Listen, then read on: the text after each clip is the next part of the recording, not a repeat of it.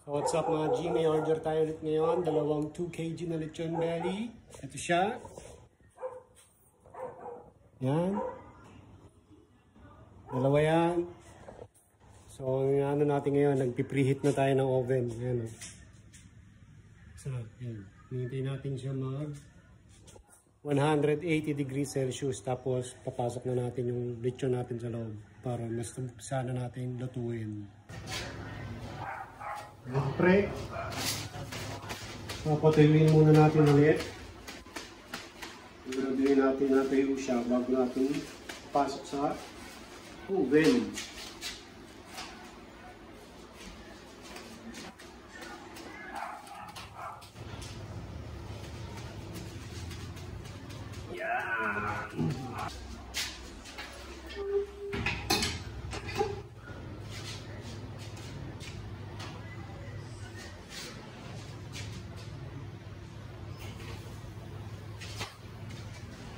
Oras na!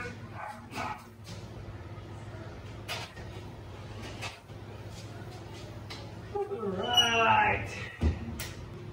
Dalawang oras. So after 2 hours, lalagyan natin siya ng mantika para mas lalo pang lumutong. Alam niyo na yan.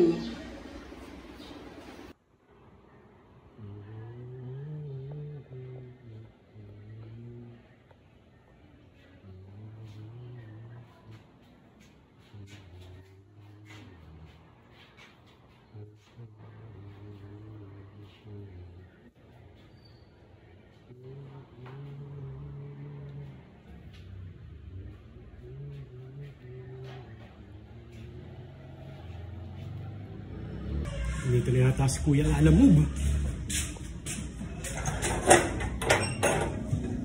Saan na? Yun natin. Low pa ata. Dito na.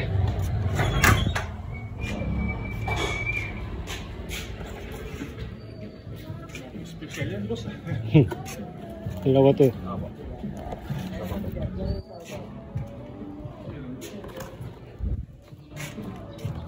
Yan.